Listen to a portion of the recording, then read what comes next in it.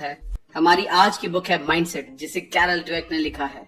ये एक view offer करती है माइंडसेट को समझने के लिए कि कैसे हम अपने माइंडसेट को बदलकर वो अचीव कर सकते हैं जो हम करना चाहते हैं। इस बुक में बताया गया है कि कैसे अपने माइंड को लर्निंग के लिए ओपन रखकर हम सीख सकते हैं और अपनी लाइफ में इन लेसन्स को अप्लाई करके जो चाहें वो अचीव कर सकते हैं। अगर आपने हमारे चैनल को अब तक सब्सक्राइब नहीं किया है तो आगे बढ़ने से पहले इमीडिएटली इस चैनल को सब्सक्राइब करें और वीडियो को इमीडिएटली लाइक भी कर दें।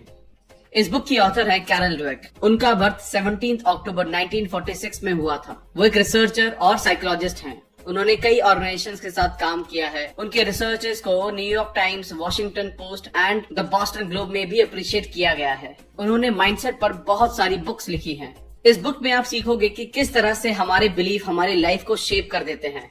आप देखोगे कि महान लोग, चाहे वो स्पोर्ट्स में हो, बिजनेस में या किसी और फील्ड में हो, वो रातों रात सक्सेसफुल नहीं हो गए। हो सकता है कि इनमें से कुछ लोग टैलेंटेड हो, बट सारे के सारे टैलेंटेड नहीं थे। उनका भी किसी वक्त फिक्स्ड माइंडसेट था। ग्रोथ माइंडसेट डेवलप करके उन्होंने ग्रेटनेस को अचीव किया। आप समझोगे कि क्या चीज एक पर्सन को दूसरे से अलग करती है। आप देखोगे कि कैसे माइंडसेट हमारी पूरी लाइफ की डायरेक्शन तय करते हैं, फिर चाहे ये नेगेटिव हो या पॉजिटिव। आप ये भी जानोगे कि कैसे एक पॉजिटिव माइंडसेट डेवलप किया जा सकता है। ये बुक बहुत सारे रिसर्च पर बेस्ड है। ऑथर ये भी बताते हैं कि किस तरह हम अपने माइंडसेट को पहचान कर उसको चेंज कर सकते हैं। So let's begin. Chapter 1, mindset. जब ऑथर एक यंग रिसर्चर थे तब वो लोगों के फेलियर पर रिसर्च करते थे कि कैसे लोग फेलियर को हैंडल करते हैं, उनसे डील करते हैं। उन्होंने एक स्कूल के स्टूडेंट्स को कुछ पजल्स दिए सॉल्व करने को। स्टार्टिंग वाली पजल्स काफी इजी थी, बट अगले वाली थोड़ी हार्ड थी। अब जब स्टूडेंट्स थोड़ा परेशान हुए, ऑथर ने उनको नोटिस करना शुरू किया। ऑथर स्टूडेंट्स के बीच में डिफरेंस को एक्सपेक्ट कर रहे थे, बट उन्होंने जो देखा उससे वो शॉक्ड रह गए। हार्ड पजल्स का सामना करने के बाद एक स्टूडेंट खड़ा हुआ और बोला, मुझे ये चैलेंज में मजा आ रहा है। अगला स्टूडेंट भी खड़ा हुआ और उसने भी ऐसा ही कहा। ऑथर शॉक्ड रह गए क्योंकि उन्होंने ये एक्सपेक्ट नहीं किया था। हर एक का कोई रोल मॉडल होता है और अब ये बच्चे ऑथर के रोल मॉडल बन गए थे। अब ऑथर ये समझना चाहते थे कि किस किस माइंडसेट की वजह से बच्चों ने इस फेलियर को एज अ गिफ्ट लिया। बच्चे इस फेलियर से डिस्करेज नहीं हुए। उन्होंने ये सीखा कि वो कुछ सीख रहे हैं। लोगों में इतना अंतर कैसे होता है? जब से ह्यूमैनिटी की शुरुआत हुई है तब से लोग अलग अलग तरीके से सोचते हैं, अलग अलग तरीके से एक्ट करते हैं। सवाल ये है कि क्यों कुछ लोग ज्यादा स्मार्ट होते हैं और बाकी कम? और क्या कुछ ऐसा है जिसने उनको परमानेंटली स्मार्ट बना दिया हो? कुछ एक्सपर्ट्स ने कहा कि ये फिजिकल स्ट्रक्चर की वजह से होता है, like size and shape of skull, genes etcetera. कुछ ने कहा कि जैसा आपका एनवायरनमेंट होता है आप वैसे बन जाते हैं। सेम टाइम कुछ साइंटिस्ट का कहना है कि आपकी कैपेबिलिटी उससे कहीं ज्यादा होती है जितना कि आप सोचते हैं। आपका एनवायरनमेंट जो भी हो, एक्सपीरियंस और ट्रेनिंग से आप काफी आगे जा सकते हैं, सक्सेसफुल हो सकते हैं। The two mindset. ऑथर कहते हैं कि उनके 30 साल की रिसर्च से उन्हें ये पता चला है कि आपका दुनिया को देखने का पॉइंट ऑफ व्यू आपकी लाइफ को डिटरमाइन करता है। बट ये कैसे होता है? कैसे एक सिंपल बिलीफ आपकी पूरी लाइफ को अफेक्ट करता है? आइए जानते हैं। आपका एक माइंडसेट हो सकता है जिसे हम फिक्स्ड माइंडसेट कहेंगे। ये माइंडसेट खुद को प्रूव करने की एक अर्जेंसी क्रिएट करता है। ये समझता है कि आपके पास फिक्स्ड अमाउंट होता है इंटेलिजेंस का, पर्सनैलिटी का, और आपको सक्सेसफुल होने के लिए इन चीजों का ज्यादा होना जरूरी है। हम में से कई लोगों को बचपन से ही ये सिखाया गया है कि कैसे हमारे फ्रेंड्स हमसे ज्यादा टैलेंटेड हैं, कैसे किसी का आईक्यू लेवल हमसे ज्यादा है। सब यही कहते हुए पाए जाते थे कि स्मार्ट बनो, डम मत बनो। किसी ने एंजॉय और लर्निंग पर फोकस नहीं किया। हम हमेशा से ही ये चाहते रहे हैं कि हम खुद को करियर में और रिलेशनशिप में प्रूव कर सकें। हर सिचुएशन में हमको हमारे इंटेलिजेंस, पर्सनैलिटी, कैरेक्टर के हाई होने को कंफर्म करना पड़ता है। हमारे लिए सिर्फ 2 ही सिचुएशन रहती हैं, या तो सक्सेस या फेलियर। या तो हम स्मार्ट दिखेंगे या फिर डम, या तो हम एक्सेप्ट होंगे या फिर रिजेक्टेड, या तो हम जीतेंगे या फिर हम हारेंगे। दूसरा जो माइंडसेट है वो है ग्रोथ माइंडसेट। इस माइंडसेट के अकॉर्डिंग आप कुछ भी अचीव कर सकते हो, बस आपको थोड़ा हार्ड ट्राई करने की देर है, जोर लगाने की देर है। इस माइंडसेट के अकॉर्डिंग आप एफर्ट्स, स्ट्रैटेजीज और दूसरों की मदद से बहुत कुछ अचीव कर सकते हो। हो सकता है कि कुछ लोग स्टार्ट में कम टैलेंटेड हो या कमजोर हो, बट हर कोई बदल सकता है और ग्रो कर सकता है अपने एक्सपीरियंस से सीखकर। जैसा कि आप देख सकते हैं कि सीखने के पैशन से कोई भी क्वालिटी डेवलप की जा सकती है। लोगों को क्यों ये साबित करने में एनर्जी वेस्ट की जाए कि आप कितने महान हैं, जब आप बेहतर बन सकते हैं तो क्यों अपनी कमियां छुपाई जाएं जब आप उनको ओवरकम कर सकते हैं। क्यों ऐसे लोगों के साथ रहा जाए जो आपकी सेल्फ एस्टीम को हर्ट करते हैं, बजाय उनके जो आपको ग्रो करने के लिए इंस्पायर करते हो। क्यों किसी के प्रूव किए हुए रास्ते पर चला जाए जब आप खुद नए रास्ते तलाश कर सकते हो। जब सब कुछ आपके फेवर में नहीं जा रहा हो तब भी अपने रास्ते पर चलने का जुनून एक ग्रोथ माइंडसेट का हॉलमार्क है। यही माइंडसेट है जो लोगों को मोस्ट चैलेंजिंग कंडीशन में भी अपने गोल को अचीव करने के लिए इंस्पायर करता है। Chapter 2, inside the mindset. जब ऑथर छोटी थी तब वो अपने फ्यूचर पार्टनर के बारे में सोचा करती थी। Tall, handsome, very successful. वो अपने करियर के बारे में भी सोचती थी कि एक ग्लैमरस करियर बट ज्यादा हार्ड नहीं और ना ही रिस्की हो। जब ऑथर बड़ी हुई तो उन्होंने देखा कि उनका बॉयफ्रेंड बहुत अच्छा इंसान है जैसा कि उन्होंने सोचा था, बट अभी भी उसमें कुछ कमियां थी। उसकी जॉब में भी कांस्टेंट चैलेंजेस आते रहते थे। फिर भी ऑथर सेटिस्फाइड थी। क्यों? क्योंकि ऑथर ने अपना माइंडसेट चेंज कर लिया और ये सब उन्हें उनके काम करते वक्त सीखने को मिला। उन्होंने देखा कुछ स्टूडेंट्स अपनी एबिलिटी प्रूव करना चाहते थे जबकि कुछ स्टूडेंट्स अपनी एबिलिटी इम्प्रूव करना चाहते थे। एक फिक्स्ड एबिलिटी को प्रूव करने की जरूरत होती है जबकि चेंजेबल एबिलिटी सीख कर डेवलप की जा सकती है। यहाँ से ऑथर को रियलाइज हुआ कि उनके पास कौन सा माइंडसेट था। उन्होंने ये रियलाइज किया कि जब आप अपना माइंडसेट चेंज करते हो तब आप एक नई दुनिया खोज लेते हो। इस वर्ल्ड में फेलियर का मतलब होता है कोई सेटबैक, कोई बुरी ग्रेड, कोई रिजेक्शन, और इन सब चीजों का मतलब होता है कि आप लायक नहीं हो। क्या सक्सेस सीखने का नाम है या ये प्रूव करने का कि हम स्मार्ट हैं? जब हम छोटे बच्चे थे तब हमने हमारी लाइफ के सबसे मुश्किल काम सीखे थे, जैसे अपने पैरों पर चलना और बोलना। बच्चे गलतियों की परवाह नहीं करते, वो चलते हैं, गिरते हैं, फिर खड़े होते हैं, फिर कोशिश करते हैं। क्या चीज इस लर्निंग को रोक देती है? जैसे ही बच्चे बड़े होकर चीजों को समझने लगते हैं वो नई चीजों को ट्राई करने में डरने लगते हैं और यही डर हमारा माइंडसेट बनता है। आपकी प्रायोरिटीज क्या हैं? अगर आपको चूज करना पड़े, आप क्या चूज करोगे? सक्सेस या चैलेंजेस, या फिर किस टाइप के रिलेशंस आप चाहते हैं? ऑथर ने कुछ लोगों पर एक्सपेरिमेंट किया। फिक्स माइंडसेट वाले लोगों ने कहा रिलेशनशिप जो उन्हें कंफर्ट फील कराए, उनको परफेक्ट फील कराए, ऐसा पार्टनर जो उन्हें पूजे। जबकि ग्रोथ माइंडसेट वाले लोगों ने कहा रिलेशनशिप जो उन्हें बेहतर बनाने में उनकी हेल्प करे, उन्हें चैलेंज करे एक बेहतर इंसान बनने के लिए, नई चीजें सीखने के लिए उनको एनकरेज करे। माइंडसेट हमारे एफर्ट का मीनिंग चेंज कर देता है। जब हम बच्चे थे तब हम सब ने एक स्टोरी सुनी थी, एक खरगोश और एक कछुए की कहानी, जिसमें खरगोश हार जाता है और कछुआ काफी स्लो होने के बाद भी जीत जाता है क्योंकि वो कंसिस्टेंटली और स्टेडीली चलता रहता है। अब आप ये सोचिए, क्या हम में से कोई भी कछुआ बनना चाहता है? नहीं, हम सब खरगोश बनना चाहते हैं जो कि थोड़ा क्लेवर हो, थोड़ी छोटी नींद ले, थोड़ा स्ट्रेटेजिकली काम करे, क्योंकि सबको पता है जीतने के लिए आपको आगे आकर रेस्पॉन्सिबिलिटी तो लेनी ही पड़ेगी, इम्प्रूवमेंट तो करना ही होगा। इस टाइप की स्टोरीज के साथ प्रॉब्लम ये है कि ये स्टोरीज ईदर और सिचुएशन को रिजेंबल करती हैं। या तो आप टैलेंटेड हैं या फिर आपको ज्यादा एफर्ट लगाना होगा। ये हमें फिक्स्ड माइंडसेट की ओर ले जाता है, जैसे एफर्ट सिर्फ उन लोगों के लिए है जो कमजोर हैं या कम टैलेंटेड हैं। लोग हमेशा आपसे कहते रहते हैं अगर आपको किसी चीज के लिए मेहनत करनी पड़ रही है इसका मतलब ये है कि आप में वो एबिलिटी ही नहीं है, या फिर उन लोगों के पास सब कुछ आसानी से आ जाता है जो जीनियस होते हैं। दूसरी तरफ ग्रोथ माइंडसेट वाले लोग मानते हैं कि जीनियस लोगों को भी कुछ अचीव करने के लिए मेहनत की जरूरत पड़ती है। और बात जब एफर्ट्स की आती है, एफर्ट्स टेरिफाइंग होते हैं दो वजह से। एक तो फिक्स माइंडसेट के लिए जीनियस लोगों को एफर्ट लगाने की जरूरत नहीं होती, अगर जरूरत हुई तो उससे ये प्रूव हो जाएगा कि वो जीनियस नहीं है। दूसरा ये कि ये आपसे सभी एक्सक्यूजेज छीन लेता है। अगर आप हार्ड ट्राई नहीं करते तो आपके पास लोगों को कहने के लिए ये होता है कि आपने एफर्ट नहीं लगाए, अदरवाइज ये काम तो मैं कर ही लेता। बट क्योंकि आपने अब एफर्ट लगा दिया है तो देने के लिए कोई एक्सक्यूज भी नहीं बचा आपके पास। फिक्स माइंडसेट के लोगों ने कई बुक्स पढ़ी होंगी जो कहती हैं सक्सेसफुल होने का मतलब है खुद का बेस्ट वर्जन बनना या एफर्ट ही सक्सेस का रास्ता है। बट वो लोग इन बातों को अपनी लाइफ में नहीं लगा पाते क्योंकि उनके बिलीव्स फिक्स्ड हैं, जो उनसे कहते रहते हैं सक्सेस का मतलब होता है टैलेंटेड होना।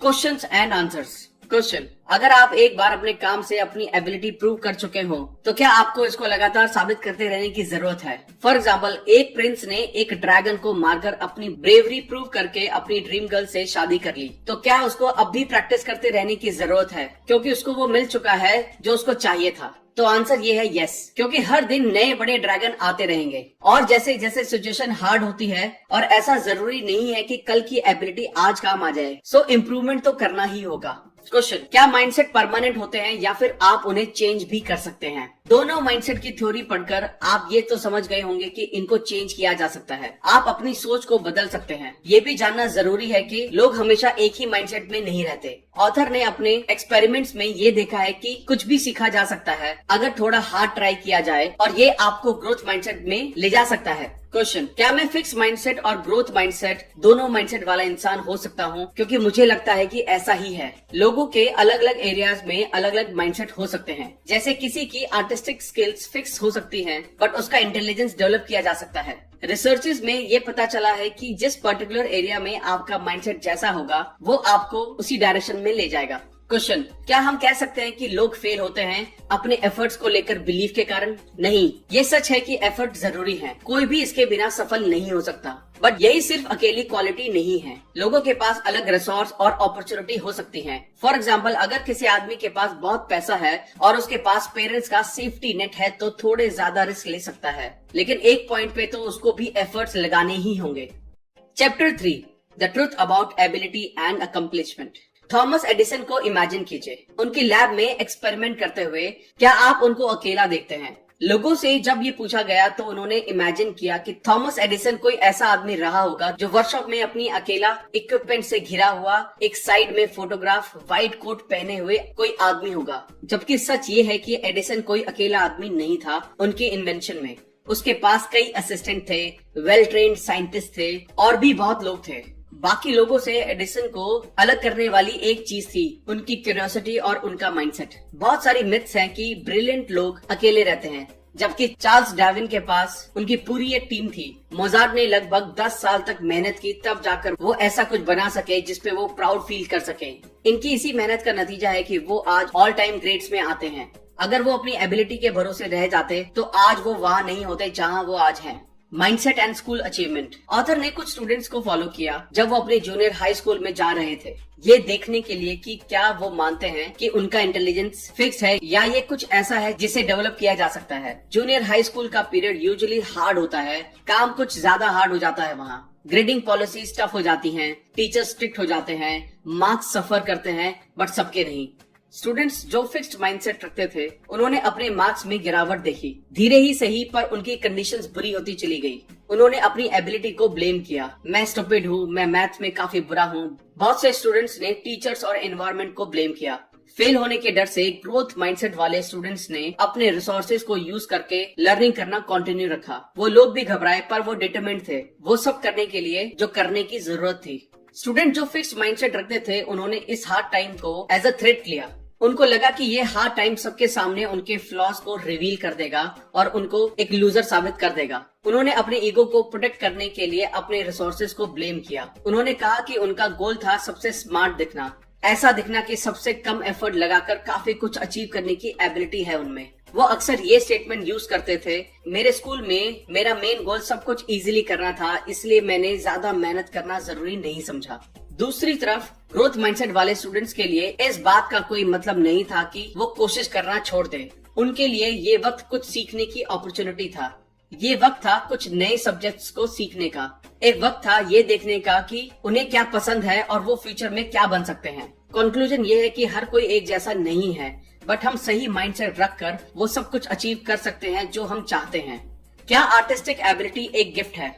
ये एक आम मान्यता है कि इंटेलिजेंस बाय बर्थ होता है, ना कि डेवलप किया जा सकता है। बात अगर आर्टिस्टिक एबिलिटी की होती है उसके बारे में भी यही कहा जाता है। फॉर एग्जाम्पल, लोग नेचुरली या तो अच्छी ड्राइंग बना लेते हैं या फिर वो नहीं बना पाते। इवन ऑथर भी इस बात को मानती थी। फिर वो एक बूढ़े आदमी से मिली जिसका नाम एडवर्ड था। वो एक ड्राइंग क्लासेस चलाता था। वो अपने क्लाइंट से उल्लू की आर्ट बनवाता था। उन्होंने ऑथर को भी यही करने को बोला। ऑथर ने कुछ ड्राइंग बनाई, फिर एडवर्ड्स ने कुछ लोगों की पहले की और बाद की ड्राइंग दिखाई। ऑथर सरप्राइज हो गई उनको देखकर कि बाद वाली ड्राइंग काफी अच्छी बनी थी। उन्होंने इसके पीछे का राज एडवर्ड से पूछा। एडवर्ड ने कहा, देखने का तरीका। ड्राइंग स्किल्स में इनमें ज्यादा चेंज नहीं आया था। चेंज आया था सही से देखने की वजह से। ड्राइंग के edges, spaces, light, shadow. Drawing सीखने के लिए हर एक कंपोनेंट को डीपली सीखना होता है और फिर उन्हें एक प्रोसेस में डालना होता है जिससे इसे सीखा जा सके। कंक्लूजन ये है कि कुछ लोग किसी चीज को बिना किसी ट्रेनिंग या बहुत कम ट्रेनिंग के साथ कर सकते हैं, बट कोई और भी इस काम को और भी अच्छे तरीके से कर सकता है अगर वो ट्रेनिंग करता रहे तो। प्रेज एंड पॉजिटिव लेबल्स का खतरा। प्रेज कैसे आपकी परफॉर्मेंस को एनहांस या हैम्पर कर सकती है। इसके लिए ऑथर ने कुछ स्टूडेंट्स पर एक एक्सपेरिमेंट किया। उन्होंने हर स्टूडेंट्स को 10 सवालों के सेट दिए सॉल्व करने को। उन्होंने जब अच्छा परफॉर्म किया तो ऑथर ने उन्हें प्रेज किया। ऑथर ने ग्रुप को प्रेज किया, आप सबने बहुत अच्छा परफॉर्म किया, आप सभी टैलेंटेड हैं। फिर उन्होंने दूसरे ग्रुप से कहा, आपने भी बहुत अच्छा किया, आपने बहुत मेहनत की। दोनों ग्रुप टेस्ट से पहले सेम थे, बट बाद में वो अलग हो गए। जिनको तारीफ मिली टैलेंट के लिए, उनमें एक फिक्स माइंडसेट डेवलप हुआ और उनमें ये साइन भी दिखाई दिए। जब ऑथर ने उनको एक नया टास्क दिया तो उन्होंने अपने फ्लॉज रिवील होने के डर से मना कर दिया। जब ऑथर ने यही टास्क ग्रोथ माइंडसेट वाले ग्रुप को दिया, उन्होंने चैलेंज एक्सेप्ट किया। कुछ दिनों बाद ऑथर ने इन सभी को कुछ क्वेश्चन दिए सॉल्व करने को। टैलेंटेड स्टूडेंट्स अच्छा परफॉर्म नहीं कर पाए और वो ये सोचने लगे कि वो अब स्मार्ट नहीं रहे। और ग्रोथ माइंडसेट वाले स्टूडेंट्स के लिए डिफिकल्ट का मतलब होता है ज्यादा एफर्ट लगाओ। उन्होंने इसको एज अ फेलियर नहीं देखा। किसी को प्रेज करने से पहले आप ये जरूर सोचें कि कंस्ट्रक्टिव वे में ही प्रेज किया जाए, ना ही डिस्ट्रक्टिव वे में। नेगेटिव लेबल्स और ये कैसे काम करते हैं।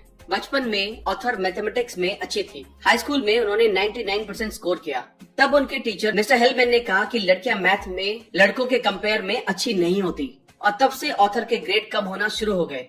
न सिर्फ ऑथर बट कुछ और गर्ल्स स्टूडेंट्स के मार्क्स भी कम हुए। तो आपने देखा कैसे एक सिंपल लेबलिंग की लड़कियां मैथ्स में इतनी अच्छी नहीं होती, कैसे इस वजह से लड़कियों की ग्रेड्स कम हुई। और इस बात को साइकोलॉजिस्ट ने भी प्रूव किया है कि नेगेटिव लेबल से अचीवमेंट हार्म होता है। जब स्टीरियोटाइप्स बीच में आता है वो लोगों को अपने रास्ते से भटका देता है। ये सबके साथ नहीं होता, ये उन लोगों के साथ होता है जिनका फिक्स माइंडसेट होता है। और जब कोई ऐसा बोलता है अपने बारे में तो अपनी एबिलिटी पर हम खुद सवाल उठाने लगते हैं। जब हमें पॉजिटिव लेबल किया जाता है तो हम इसे खोने से डरते हैं और जब नेगेटिव लेबल किया जाता है तो आप डर जाते हैं कि कहीं यही तो सच नहीं है। दूसरी तरफ ग्रोथ माइंडसेट वाले लोग मानते हैं कि कोई भी कमी परमानेंट नहीं होती, आप इन्हें ओवरकम कर सकते हैं। कंक्लूजन ये है कि नेगेटिव लेबल से डरे नहीं, ग्रोथ माइंडसेट अपनाएं और कंस्ट्रक्टिव वे में इसे लें। Chapter 4 sports, the mindset of a champion. Sports में हर कोई ये मानता है कि टैलेंट गिफ्टेड होता है, इवन एक्सपर्ट्स और कोचेस भी। वो ये मानते हैं कि एथलीट जैसी फिजिक होना, एथलीट के जैसे मूव करना, ये सब नेचुरल होता है। यहाँ एक स्टोरी है बेसबॉल प्लेयर बिली बीन की। वो एक एक्सेप्शनल प्लेयर थे। सब लोग उसे एक नेचुरल टैलेंटेड और फ्यूचर स्टार की तरह देखते थे, बट जैसे ही वो मेजर टूर्नामेंट में गया उसकी परफॉर्मेंस डिक्लाइन होने लगी। क्या बिली ने अपनी प्रॉब्लम्स को एक कंस्ट्रक्टिव वे में देखा और कोई सोल्यूशन निकाला?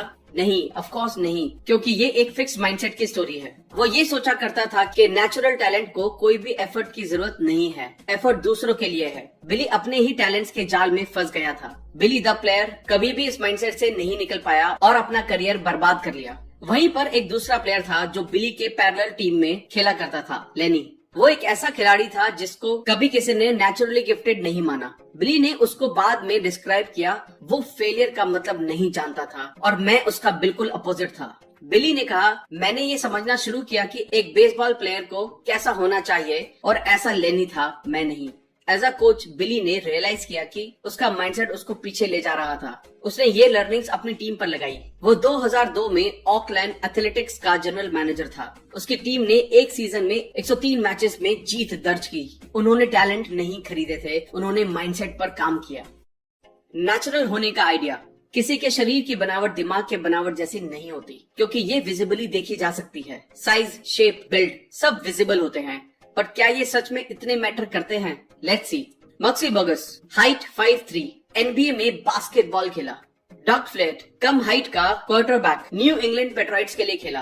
पेटे ग्रे, जिसका एक हाथ नहीं था, वो मेजर लीग बेसबॉल खेला। ग्लेन कनिंगम, एक पांव जला हुआ और डैमेज होने के बाद भी एक महान रनर बना। और ऐसे कई एग्जाम्पल हैं जो ये प्रूव करते हैं कि फिजिकल अपीयरेंस का परफॉर्मेंस से कोई लेना देना नहीं है। अगर आप कमिटेड हैं और एक ग्रोथ माइंडसेट रखते हैं तब आप किसी भी हर्डल को ओवरकम कर सकते हैं। माइकल जॉर्डन वो एक नेचुरल एथलीट नहीं थे, बट वो हार्डेस्ट वर्किंग एथलीट थे, शायद स्पोर्ट्स की हिस्ट्री के सबसे हार्डेस्ट वर्किंग।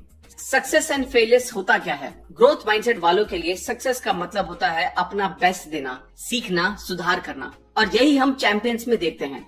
जैकी जेनर कहते हैं, एथलेटिक्स का असली मजा हमेशा जीतने में नहीं होता, उनके लिए प्रोसेस का हर पल मजेदार होता है।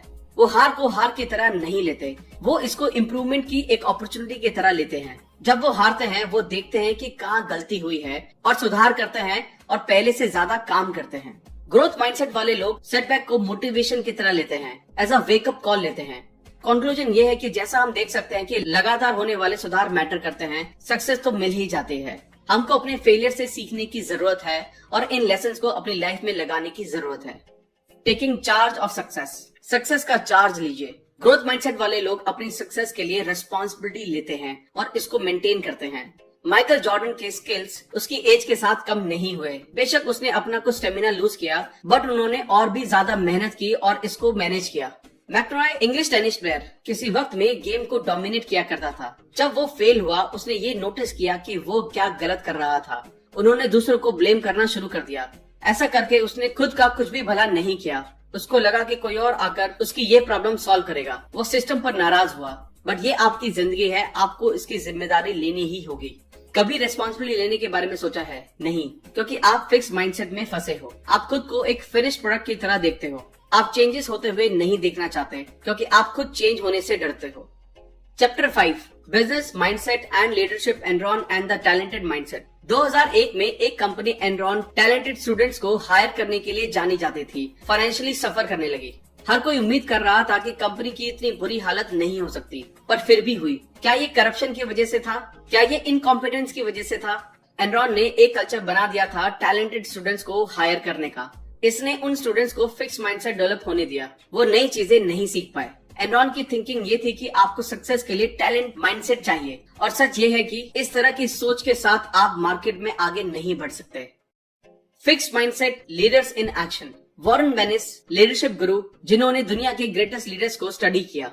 इनमें से हर एक लीडर में उन्होंने देखा कि कुछ बातें हैं जो इन सब लोगों में हैं। वो लोग खुद को प्रूव करने की कोशिश नहीं करते। वो तो बस वो करते हैं जिसे वो प्यार करते हैं अपने काम से, और इसी बात ने उनकी कंपनी को टॉप पर पहुंचाया। ली लाखों का ऐसे नहीं थे। वो एक फिक्स माइंडसेट वाले पर्सन थे। हेनरी फोर्ड जूनियर के लिए काम करते थे। वो अपने आप को हेनरी फोर्ड के सक्सेसर की तरह देखते थे। बट एक दिन हेनरी फोर्ड ने उन्हें फायर कर दिया। उनका फिक्स माइंडसेट ये एक्सेप्ट नहीं कर पा रहा था। उनका माइंडसेट उनको ये बता रहा था कि वो इतने भी सुपीरियर नहीं हैं, अदरवाइज कोई उनको फायर ही क्यों करता।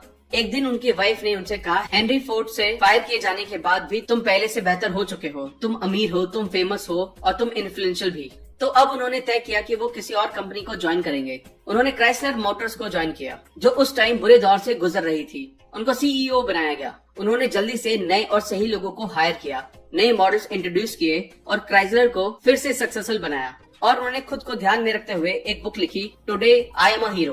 कुछ वक्त बाद क्राइसलर फिर से मुसीबत में पड़ गई। लाखों का फिक्स माइंडसेट खुद को प्रूव करने में लगा रहा। उन्होंने अपना टाइम और कंपनी का पैसा अपनी पब्लिक इमेज को बेहतर बनाने में लगाया। उन्होंने वॉल स्ट्रीट को इम्प्रेस करने के लिए और क्राइसलर मोटर्स के स्टॉक्स के प्राइस बढ़ाने के लिए काफी पैसा खर्च किया, जो पैसा नई कार्स के मैन्युफैक्चरिंग पर खर्च होना चाहिए था। वो बस अपनी सीईओ की पोस्ट से बचना चाहते थे ताकि वो दुनिया को ये प्रूव कर सके कि वो एक लूजर नहीं थे।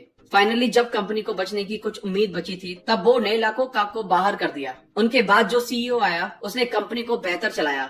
फिक्स माइंडसेट ये सब कर सकता है। ये कंपनीज को बर्बाद कर सकता है अगर उनका लीडर एक फिक्स माइंडसेट पर्सन है।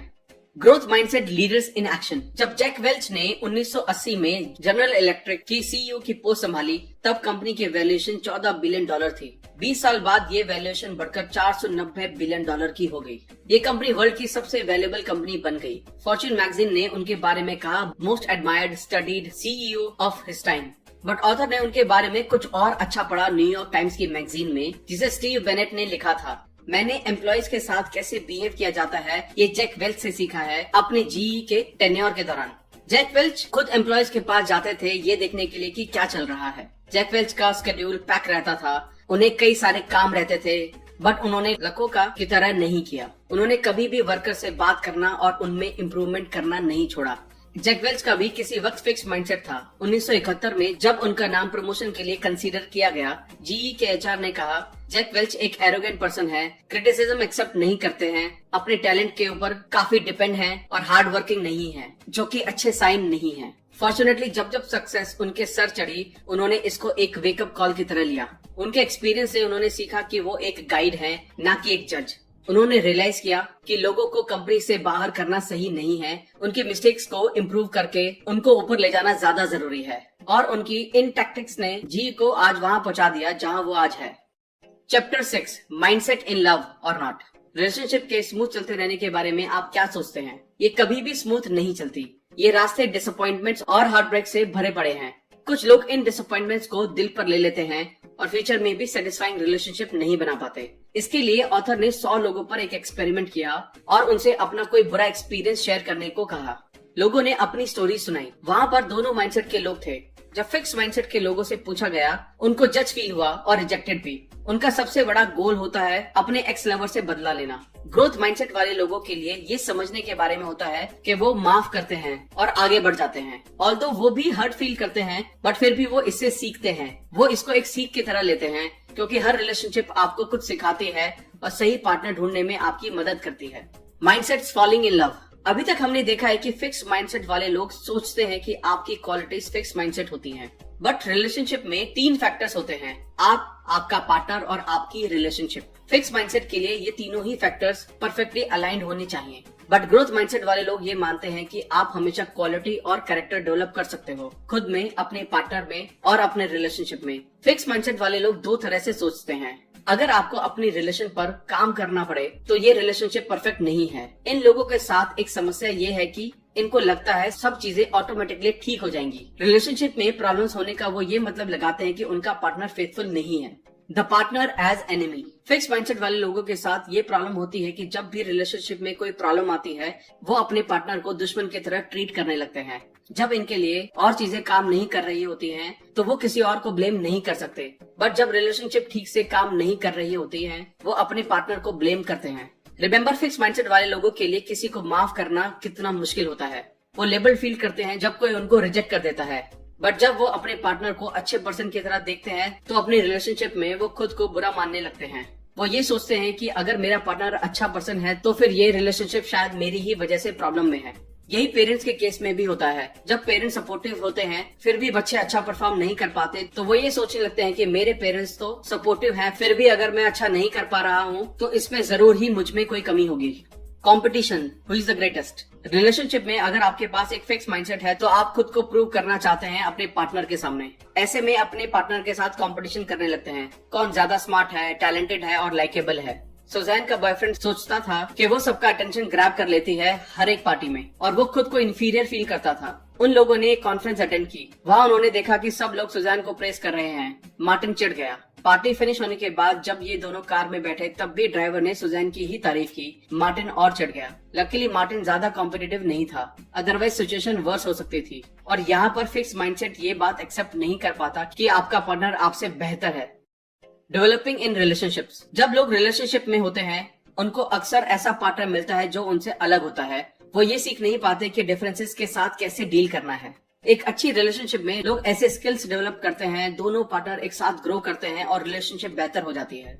Chapter 7, parents, teachers and coaches. Where do mindsets come from. जब पेरेंट्स से पूछा गया तो उन्होंने हमेशा ये कहा, हम अपने बच्चों को ग्रो होते हुए देखना चाहते हैं। हम ऐसा कुछ भी नहीं करेंगे जिससे उनकी स्टडी या लाइफ को नुकसान हो। बट क्या ये सच है? Let's see. कई पेरेंट्स अपने बच्चों के लिए कहते हैं कि उनकी क्वालिटीज परमानेंट हैं और दूसरे बच्चे ब्रिलियंट हैं, पर उनका बच्चा नहीं है। दूसरी तरफ पेरेंट्स तारीफ में कहते हैं कि तुम अच्छी प्रोग्रेस कर रहे हो और हम इससे खुश हैं। यहीं से वो फिक्स माइंडसेट और ग्रोथ माइंडसेट अडॉप्ट करना शुरू कर देते हैं। टीचर्स और कोचेस भी सेम वे में स्टूडेंट्स को ट्रीट करते हैं।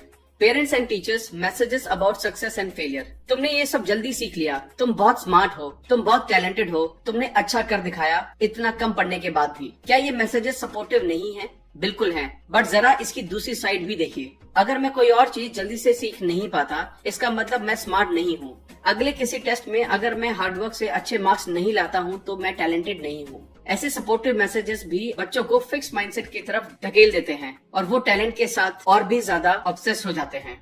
Reassuring children. कैसे बच्चे को किसी टेस्ट या परफॉर्मेंस के पहले सिक्योर फील करवाया जाए। बच्चों को उनके टैलेंट के बारे में रीअश्योर करना बैकफायर कर सकता है। वो इस बात से डरेंगे कि कहीं वो अच्छा परफॉर्म नहीं कर पाए तो लोग उनको लेस टैलेंटेड समझेंगे। अक्सर पेरेंट्स कहते हैं, देखो तुम स्मार्ट हो इसलिए फिक्र करना बंद करो, तुम्हें पता है तुम अच्छा परफॉर्म करोगे। वो सपोर्टिव हैं बट साथ ही साथ डिस्ट्रक्टिव भी। क्या ये एक तरीका हो सकता है? हर कोई हमको जज करेगा बट हम नहीं करेंगे। हमें खुशी है कि तुमने सीखा और तुम अभी भी सीख रहे हो। Constructive criticism more about failure messages. हमने ये कई बार सुना है कंस्ट्रक्टिव क्रिटिसिज्म, बट क्या हम सच में कंस्ट्रक्टिवली क्रिटिसाइज करते हैं? कंस्ट्रक्टिव मीन्स किसी बच्चे की हेल्प करना, किसी प्रॉब्लम को सॉल्व करने में, एक बेटर पर्सन बनने में। यहाँ 2 एग्जाम्पल हैं। बेटे, मुझे बहुत बुरा लगता है जब तुम अपना काम फिनिश नहीं करते। तुम कब तक ये काम फिनिश कर लोगे? या फिर बेटे क्या कुछ ऐसा है जिसे समझने में मैं तुम्हारी मदद कर सकता हूँ? क्या तुम चाहते हो तुम्हारा असाइनमेंट समझने में मैं तुम्हारी हेल्प करूँ? आपने देखा कि किस तरह कंस्ट्रक्टिव क्रिटिसिज्म किया जा सकता है, और एज अ पेरेंट और एज अ ह्यूमन बीइंग हमें यही करना चाहिए। Mindset can be a life and death matter. Parents अपने बच्चे का हमेशा भला चाहते हैं, बट कभी कभी इनको मुसीबत में भी डाल देते हैं। यहाँ एक स्टोरी है सुजैन की। उसके पेरेंट्स चाहते थे कि उनकी लड़की हार्वर्ड बिजनेस स्कूल जाए, बट सुजैन को साइंस में इंटरेस्ट था और उसके पेरेंट्स के प्रेशर की वजह से वो डिप्रेशन में चली गई। इस वजह से कभी कभी उसकी ग्रेड्स A+ आ जाती, पर कभी कभी F ही रह जाती। ऐसी सिचुएशन बच्चों को सुसाइड टेंडेंसी की तरफ भी ले जाती है। What makes a great teacher और पेरेंट? कई टीचर्स सोचते हैं कि अपने पढ़ाने के स्टैंडर्ड को लो करके वो स्टूडेंट्स को बेहतर समझा सकते हैं और इससे स्टूडेंट्स को सक्सेसफुल फील होगा, बट ये चीज काम नहीं करती है। स्टैंडर्ड लोअर करके आप सिर्फ कम एजुकेटेड स्टूडेंट्स बना रहे होते हैं। अच्छे टीचर विश्वास करते हैं ग्रोथ में और वो लर्निंग के बारे में सोचकर रोमांचित होते हैं और स्टूडेंट्स में भी यही माइंडसेट डेवलप करते हैं। Chapter 8 changing mindset a workshop, the nature of change. जब ऑथर अपनी फर्स्ट ग्रेड में थी, उसकी फैमिली नए टाउन में मूव कर गई। वहाँ के स्टूडेंट्स और माहौल ऑथर से अनफेमिलियर थे। स्टूडेंट्स उनसे काफी आगे थे। टीचर्स आई और उनसे एक लेटर लिखने को कहा। सब स्टूडेंट्स ने लेटर लिखे, बट ऑथर को पता नहीं था कि क्या करना है। अपने फिक्स माइंडसेट के चलते वो पूछ भी नहीं सकी। बाद में उन्होंने रियलाइज किया कि उन्हें टीचर से पूछना चाहिए था। आपको ग्रोथ माइंडसेट को डेवलप करना ही होगा। इसके लिए आपको हेल्प के लिए पूछना ही पड़ेगा। हो सकता है स्टार्टिंग में आपका माइंडसेट फिक्स हो, पर जैसे जैसे आप ग्रोथ माइंडसेट डेवलप करते हैं, ये आपके फिक्स माइंडसेट को ओवरलैप कर लेता है। Mindset go further. एक फिक्स माइंडसेट अपने ही स्टैंडर्ड्स बना लेता है जो पूरी तरह जजिंग के ऊपर बेस होते हैं। लाइक इसका मतलब मैं एक लूजर हूँ, इसका मतलब मैं तुमसे एक बेटर पर्सन हूँ, एटसेट्रा। ऑथर ने ऑब्जर्व किया कि फिक्स माइंडसेट वाले लोग किसी सिचुएशन को ज्यादा इवेल्युएट करते हैं। कुछ अच्छा होना उनके लिए एक पॉजिटिव लेबल होता है और कुछ बुरा होना एक नेगेटिव लेबल। ग्रोथ माइंडसेट वाले लोग लगातार देखते हैं कि क्या हो रहा है, बट वो जज नहीं करते हैं खुद को या किसी और को। वो भी सेंसिटिव होते हैं पॉजिटिव और नेगेटिव इन्फॉर्मेशन के लिए, बट वो इन एक्सपीरियंसेस को कंस्ट्रक्टिवली लेते हैं, एक बिल्डिंग ब्लॉक के जैसे मैं क्या सीख सकता हूँ इस सिचुएशन से, मैं कैसे इम्प्रूव कर सकता हूँ। A mind workshop. अभी ऐसा वक्त चल रहा है जब स्टूडेंट सबसे ज्यादा प्रॉब्लम फेस कर रहे हैं। कई लोग अपने ब्रेन को एक मिस्ट्री की तरह देखते हैं। उनको ये पता नहीं होता कि ये कैसे काम करता है। कई लोग ये सोचते हैं कि लोग या तो स्मार्ट पैदा होते हैं या एवरेज या फिर डम पैदा होते हैं और पूरी लाइफ ऐसे ही रहते हैं। बट नई रिसर्च से ये शो हुआ है कि ब्रेन एक मसल की तरह होता है। जितना आप इसको यूज करते हैं उतना ये मजबूत होता चला जाता है और ये साइंटिफिकली भी प्रूव हो चुका है। जितना आप सीखते हैं उतना आप बढ़ते हैं। जितना आप इसे चैलेंज करते हैं सीखने के लिए, उतने ही ब्रेन सेल ज्यादा बन जाते हैं। जो टास्क आपको किसी टाइम पर टफ लग रहे होते हैं, वो टास्क अब इजी लगने लगते हैं। People who don't want to change. Entitlement. Fix mindset वाले लोग सोचते हैं कि वो सही हैं, दुनिया को बदलना चाहिए, ना कि उन्हें। वो एक बेटर जॉब, एक बेटर घर, एक बेहतर पार्टनर होना अपना हक समझते हैं। वो ये मानते हैं कि दुनिया को उनकी वर्ड समझकर उन्हें अकॉर्डिंगली सब कुछ दे देना चाहिए। The dilemma. आप सोचते हैं मैं यहाँ ये लो लेवल की जॉब कर रहा हूँ, मैं ये काम करना डिजर्व नहीं करता हूँ, मैं हायर पोस्ट पे होना डिजर्व करता हूँ। आपके बॉस सोचते हैं कि आपका एटीट्यूड सही नहीं है। जब उन्हें किसी हेल्प और रिस्पॉन्सिबिलिटी की जरूरत होती है तब वो आपकी तरफ नहीं देखते हैं। जब प्रमोशन देने का वक्त आता है वो आपको नहीं देते हैं।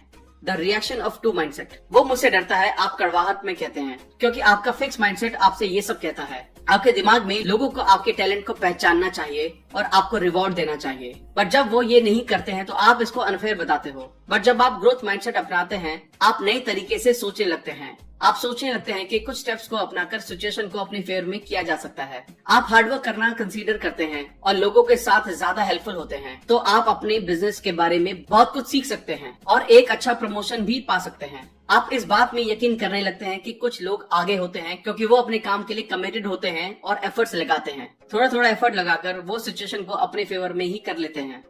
Thank you guys, I hope ये वीडियो आपको अच्छी लगी होगी। आई होप आप इस वीडियो से बहुत कुछ सीखकर अपने आसपास के लोगों को, अपने आसपास की सिचुएशन को चेंज कर पाएंगे, वो भी सिर्फ अपने माइंडसेट को चेंज करके।